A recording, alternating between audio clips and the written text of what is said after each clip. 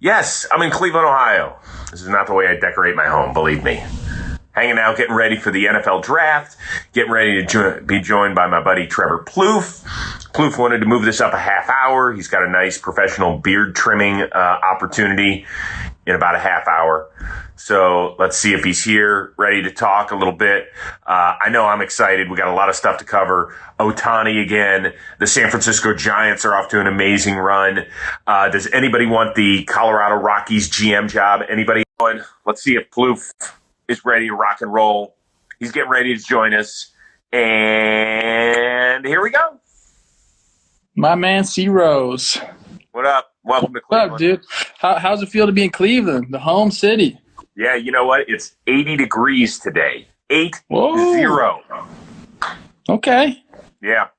And then it's going to be like 45 for the draft. So welcome to the end of April in Cleveland. You've played plenty of games in this city where it's been great one day and you walk out the next, you're like, what the hell happened? Hey, that's sneaky, one of the coldest places to play baseball. Like, you get that wind off that lake. Oh, my God.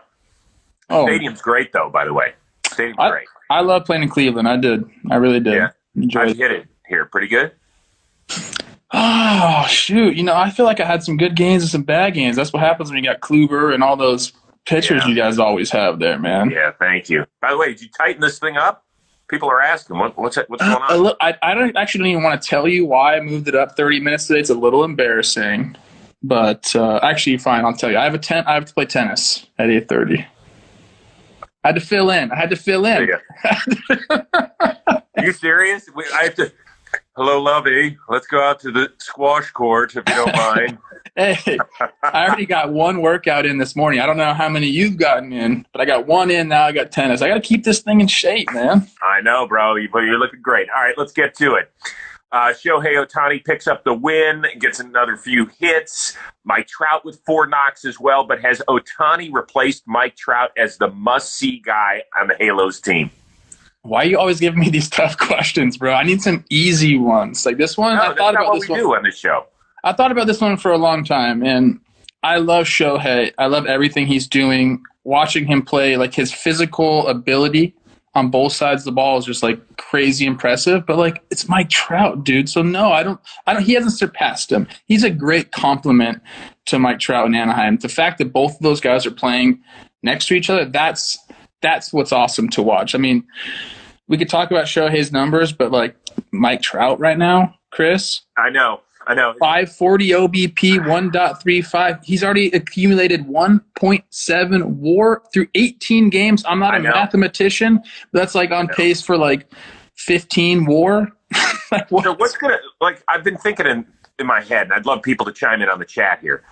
What's it going to take for Trout to win an MVP? Let's say that the Angels only get 83 wins or 84 wins, and they don't really.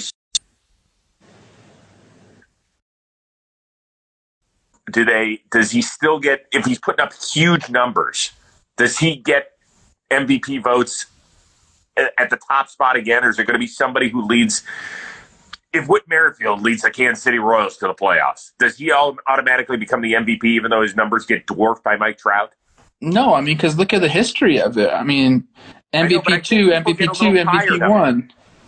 Like, I think people are getting tired of it. They're like, okay, we know Mike Trout's great. But he's like, Tiger Woods used to set the bar so high that we were like, okay, if you're not winning every week instead of every other week, then it's not that impressive. So I agree with you. What he's doing is off the charts phenomenal, but people get tired of it for whatever. You don't, and I don't. Some people do. Yeah, I mean, look, if he has, this is crazy to say, but if he's like at like a 990 OPS, then no, which is crazy to think. Which he barely ever does that in his career. It's usually a 1 dot with his OPS. Right. But like, no, you can't get tired of it. You just like, eventually, like you have to just be like, this is the most amazing thing we've seen in a long time. The consistency, it's the hardest thing to do in professional baseball on the offensive side, is be as consistent as he is. And I think that's what lulls people to sleep, is like, he just is, it's constant, dude. It's like the tide, baby. It's coming no matter what. I think you just have to appreciate that. I love what Ohtani's doing, but Trout is, I mean, he has a career 176 OPS plus. He's 76% better than league average on the offense. I get it. It's insane. By the way, we got to quickly move on because you have six love to attend to.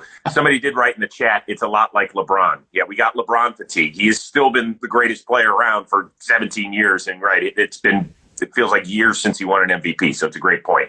All right, moving on. What was worse last night in Baltimore? Aaron Judge making the last out at third, killing a rally, or the fact that Greg Gibson, the umpire, would not let Aaron Boone challenge the play because he ran out of time? It's the Greg Gibson not letting Aaron Boone challenge it. Like, Judge made a mistake that happens throughout games. He's trying to be aggressive. But, like, what do we have replay for? It's supposed to try to get the call right. And I don't want to hear people, hey, we got to speed the game up. There's too many challenges, all that stuff. Like, we don't need to speed the game up, dude. Like, let the game be the game. What we need to do is have more fan interaction with these replays. Like, he should have been able to challenge it. They should have been explaining it the whole entire time, but they don't do that. Greg Gibson is one of the worst. I don't care. I'll say it here. The guy's cocky. He shouldn't be cocky, and he won't ever let anybody be right except for himself. So, like, that, you got that feeling last night when he was talking. I'm serious. You got that feeling last night when he was talking to Booney and what he was saying, and like, it's not about you, bro. Like, get the call right. And I think they end up getting the call right, but the fact that there wasn't the ability to challenge it was stupid. Yeah. So I'm going to go burn my I Love Greg Gibson t-shirt that I brought on the trip. So I'm going to get rid of that thing. I like most guys. He's one of them that rubs me the wrong way. Yeah, it looked bad. It looked really bad. Like, if he's 5 seconds late, now I understand we got to get the game moving. Like, you don't want a guy deciding for 90 seconds. Oh, well, what do we do? And the weird thing to me was Booney said, I was trying to figure out to challenge the play at third or at home. In the NFL, when you challenge something, they can look at the entire play. So if you're challenging whether or not a guy made a catch or not, they can also look and see if, like, an extra defender was running off on the field on time, even though that's not what you're challenging. I would like to see that happen in baseball, because this was one of the rare instances where we had multiple things going on. You shouldn't have to specify what you're challenging. You're just saying, I would challenge the play, because, by the way, if Aaron Judge is safe, it's irrelevant whether or not LeMahieu made it at home first anyway. So it was all botched in my opinion. It's weird because there's really there's supposed to be a set time, but you see it time and time again. Managers being like, hold on, give me a set. It's arbitrary. It's Greg was having a bad night. Yeah, it's arbitrary. In the NFL, if a coach wants to challenge a play, you have until the next play. That's why sometimes you see offense hurry up and go to the ball quickly. Then it throws the strategic wheel in motion, which is kind of fun. All right, let's move on. I mentioned the Royals. They're a surprise leader in the AL Central. The Giants are now tied for first in the National League West.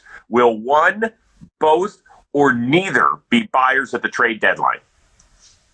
Why are you making me do this, man? Because this is fun. Stop saying, why are you making me do it? Because this is the fun stuff. This is what fans love. I want to be positive, but I don't think either of these teams should be buyers and will be buyers at the deadline. Maybe, they might spend a little bit at the dollar store or something like that, but they're not going to go out and get somebody that's going to put them over the top.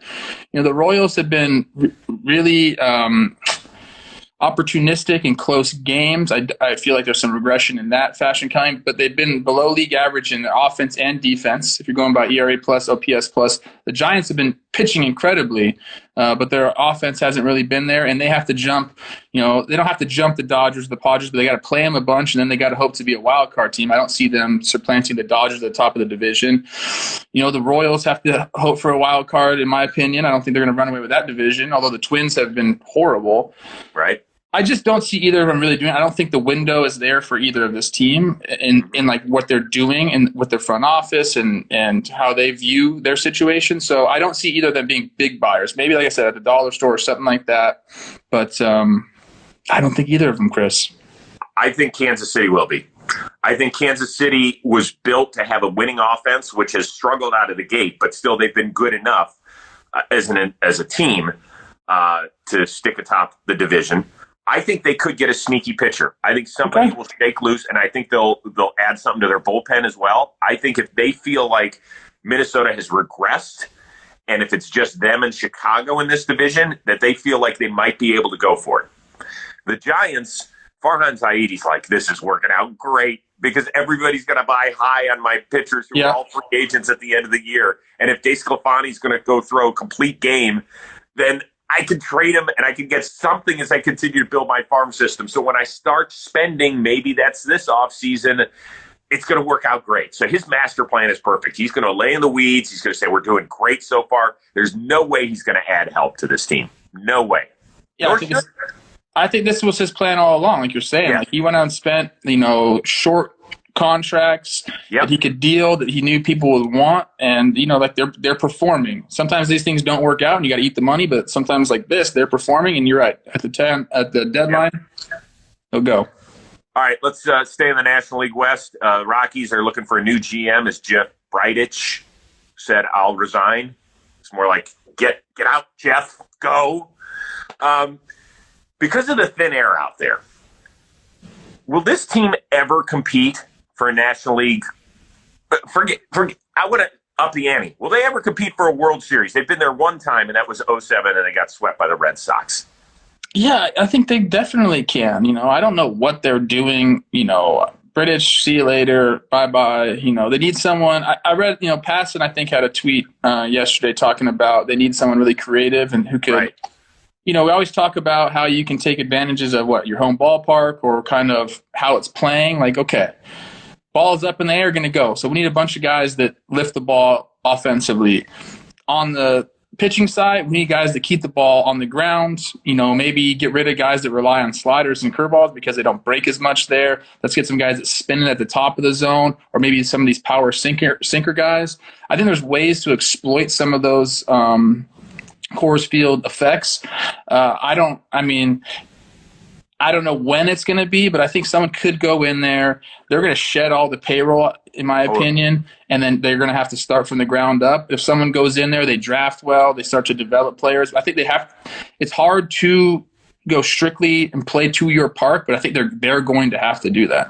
Well, listen, they've tried everything when it's come to pitching. They've tried to trade for guys. They've tried to give Mike Hampton a $100 million deal. They've tried to draft and develop. And I actually thought a couple of years ago when they played the Dodgers in game 163, the next year I picked them to win the division because I was like, this might be the best rotation the Rockies have ever had in their 25 years history. And what happens? They shit the bed and they win 71 games and they were terrible and they end up trading Arenado a couple of years later. So to me, I don't think it can be done. Archie Bradley said on the Chris Rose rotation, he's like, when you go in there, it screws with your head. He goes, I hate pitching there. He goes, it's an awesome bullpen. It's like the prettiest one. It's like a national park. But it is terrible to pitch there. You won't ever get a Colorado Rockies pitcher on the record saying, yeah, it's extremely difficult. He even talked about the way that they train. When Archie comes in there as a visiting player, he's like, we don't lift weights because of the thin air. Everything is different. So I can only imagine what it's like playing 81 games there as a pitcher and trying to prepare. So I don't see it anytime in the near future. There's kind of a scathing article our boy Passon wrote on ESPN Plus saying that the president, Dick Mumford, or the owner, is the problem here. Exactly. If that's going to hold them up, then it's going to be a long time before they're successful. If that guy kind of like either sells a team or just lets somebody take over the operations, they can be successful. But it's going to have to be like a ragtag bunch of dudes who they handpicked to play at their stadium. That's really hard to do. Well, how many billionaires do you know that are like, yeah, go for it. Just let me know how it turns out. There's not a lot. Yeah, I mean, well, his track record, he should probably take that next step. Good luck telling a billionaire how to do that. I'll tell him right now. Hey, Monfort, let the reins go. Let me see what his name is on this. Oh, it's beer now. Yeah. Hey, man. Welcome to the chain. All right, last one. Speaking of ownership, Rangers co-chairman Bob Simpson. He had a coin that was struck by the U.S. Mint in Philadelphia in 1794 that ended up being auctioned off for $840,000, which is just stupid FU money on top of everything else that he's got. What would you, if you had all that money lying around, what piece of like sports memorabilia or something else would you want to get your hands on? I thought about this one a lot too, because this is a tough question also. You hit me with the tough ones today. But this is good. It is good. It is good. There's two things that I've settled on now that if I was a billionaire, I would search out. One, I want an original Dali, and I want a big one, and I want to hang it in my house. Okay. I didn't know you were the artiste. Okay.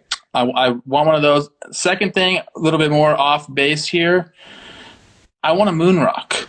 And I don't even know why I want a moon rock, Chris, but I just think it's really cool. Like, I've seen them, like, in museums. Like, I don't think many people have them. I want one. Would you encase it? Yeah, but I'd like to touch it every once in a while. I feel like maybe you get some sort of power from it. I don't know. I just feel like that's probably what I would do. Those two things. Rub it in his beard.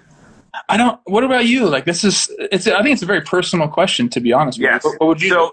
If it were sports, I would want a signed pair of Ali boxing gloves. Ooh. I think that would be awesome. That's your guy. Okay. No? See, I don't think that's like enough. I was going like very. Oh yeah. Millions. You're going like. Yeah, like grand. Yeah, well, I roll in different. You live in the rich part of town. I'm slumming, so we're just in different areas. Everything's about relativity and perspective. I might buy you a pair of Ali gloves. Just for That's true. I did check out your baseball. I don't know how much those go for. I'd have no idea, but if they're over $100, you're on your own. Oh. I'm just. We were teammates. Moon rock. I didn't give that. I gave way more thought to the question than the answer, so I kind of screwed that one up. Yeah, the coin thing doesn't do it for me. I got to tell you. I got to be honest. No, I never understood the coins. And Bob Simpson was like, I've gotten enough enjoyment out of this coin over the years. I was like, hey, let me ask you this. Yes, what? My grandma always, this is from when I was little, always would give me $2 bills. Okay, I like those. Cool. Do you think those will ever be worth anything? Because I got a bunch of them. More than $2? More than $2. That's what I'm saying. Like, eventually, people are going to be like, man, that's cool. You have $2 bills. Like, I'd maybe pay $30 for it. Yeah, I think we're good at the $2. Okay. I'm going to send you. Hey, listen, if you have 10 of them, I'll give you 20. I wouldn't sell them to you for 20. I wouldn't. Because Grandma gave it to me. Yeah, exactly. My grandma gave me animal crackers and cookies, and your grandma gave you $2 bills. So they just still print $2 bills according to ASD FAEOU. I feel like I should be reading it like an eye chart. That's one of our mods. He knows what he's talking about. So maybe they're not rare, whatever. You know, don't spoil my fun. Hey, listen, as always, it's great. I am taking the next 2 days off because I got some draft commitments. I apologize. Okay. I'll be back with you on Friday, but one of the knuckleheads will be joining you in my place, okay? I didn't know. Okay, that's interesting. Yeah, you should reach out. It's a text chain, email, something or other. Okay. So, well, we'll miss you. Good luck with the draft and enjoy your home city. Are you going? Any restaurants you're going to? Exo Steakhouse? Yeah, we're under some protocols, some pretty stiff protocols. So I will be. See this room here? I will be here. I got my podcast set up and everything. Nice. I will be eating a lot of meals in here. Okay. I might call you just to. Call me if you want to talk, man. Yeah, if I can peel you off the tennis court. Is it a hard court, clay court, or is it grass like Wimbledon? Hard court. We're playing doubles. I don't play tennis. I rarely ever play tennis. So I go and I'll get my butt kicked by a 60, 65-year-old right now. But you and the wifey? I had to fill in for her. You're filling in for the wife? Yeah. Oh, she plays tennis all the time. She kicks my butt. I'm sure. I want video of this, so. Okay. Okay. All right, everybody. Thanks for tuning in. Good luck, Rosie. See you, bro. See ya.